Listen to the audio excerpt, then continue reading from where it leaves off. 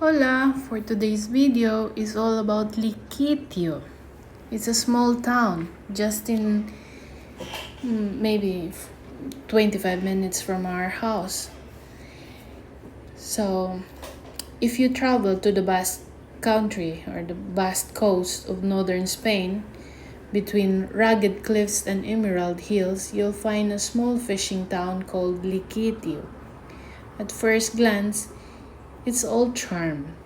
Narrow streets, colorful boats rocking in the harbor, and the scent of salt and grilled fish in the air. But behind this peaceful scene lies nearly 1,000 years of history, and even echoes from the Stone Age. In ancient beginnings, long before Lekeitio had a name, people were already here, in the hills around the town. Archaeologists have found the caves with Paleolithic engravings, like those in the famous Armenche cave discovered in 2016.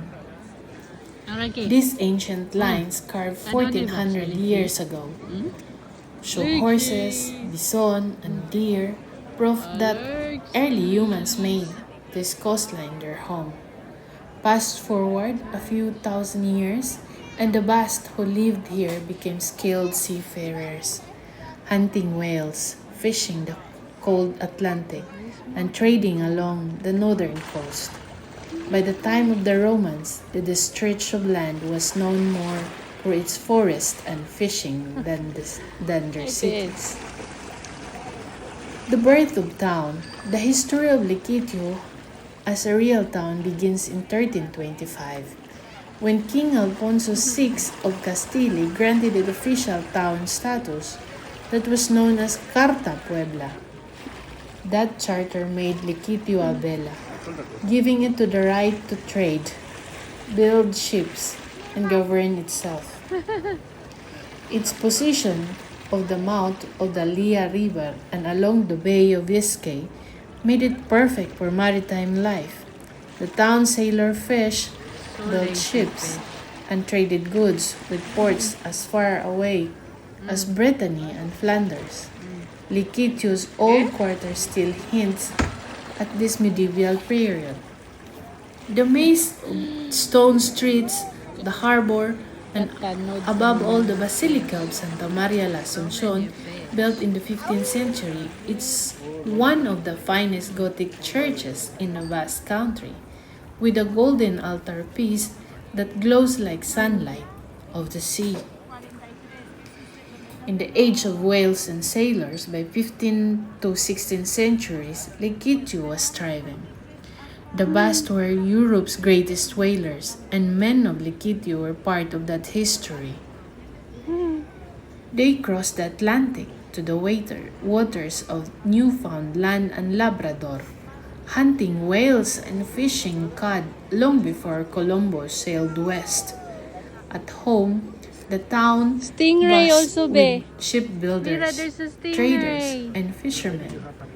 Whale oil lit the lamps of Europe, stingray. and salted cod became a vital trade good. The sea was both the town's livelihood and its danger. Storms, pirates, and shipwrecks were constant threats. The war and change. The centuries that followed were not always kind. Like much of the Basque Country, Lekeitio was drawn into Spain's internal conflicts, especially the Carlist Wars of the 19th century, when royalists and liberals battled for power. Trade suffered, ships were lost, and the economy wavered.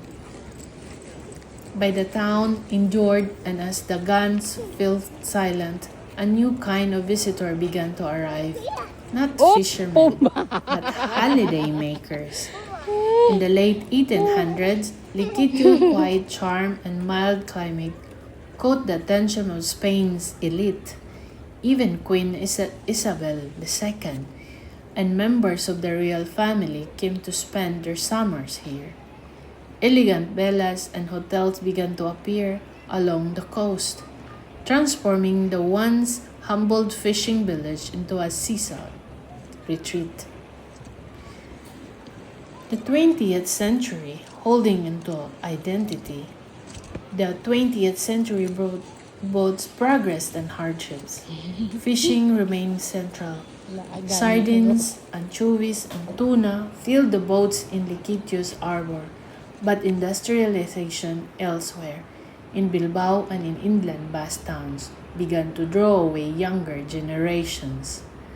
During Franco's dictatorship, the Basque language and tradition were suppressed, yet in Lekeitio, as in much of the Basque country, the culture survived quietly.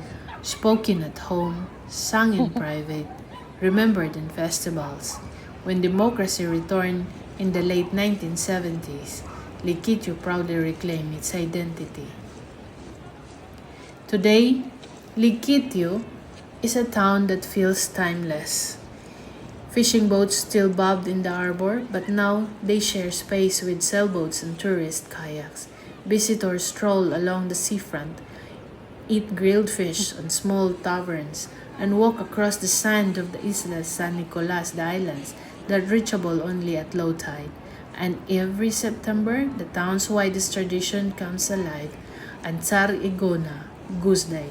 Men in boats try to grab a grease goose hanging from the rope over the water while the crowd cheers and the band plays.